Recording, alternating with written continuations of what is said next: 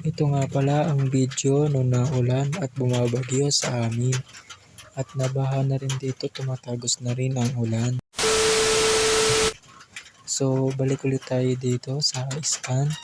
Dito nga kami sa distrito ng San Pablo City, kung saan kami magbabantay sa gabi. Ito, nagpi-picture taking muna ang mga tropa. Bago kami magbantay, nagtambay muna kami dito sa harap ng kapilya ng distrito.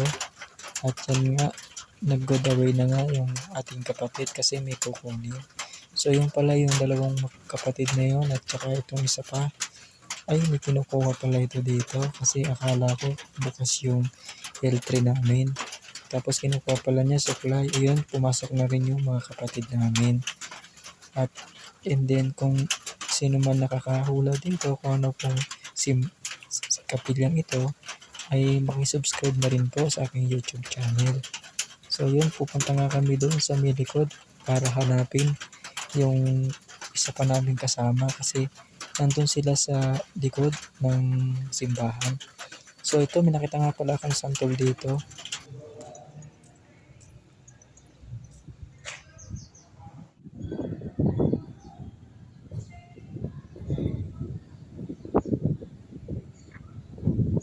Hindi ko alam kung hinog o hilaw pa.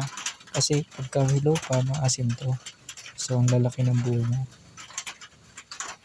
At ito na nga, nandito nga kami sa harap ng kapilya. Kung saan kami nakatambi dito. Tapos nagkakapi-kapi kami.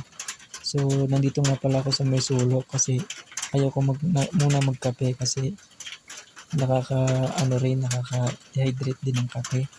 So yun. Sabi nung isang kasama ko, ang init daw, mamaya na rin siya magkakape. So kasama din po namin ang mga iba pang mga miyembro ng Iscan. Ayan. So dito kami sa Sampaloc Lake, sa likod ng kapilya ng iglesia. So yun, minamimingwit nga pala ng isda dito sa Sampaloc Lake.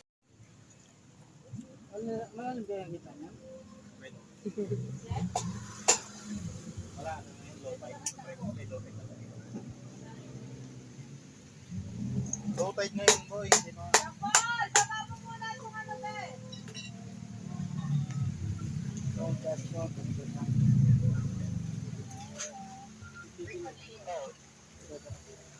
Sir, dashboard, kami kontak.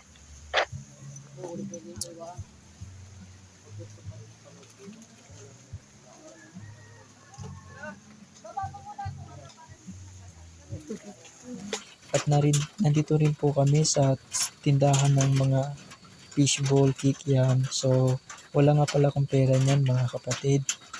So yun, nagdudukit na nga rin po pala ang pera yung kasama ko para may libre kami pero hindi din pala. So ang ganda nga pala dito, mga kapatid, sa likod ng kapilya ng iglesia sa distrito ng San Pablo.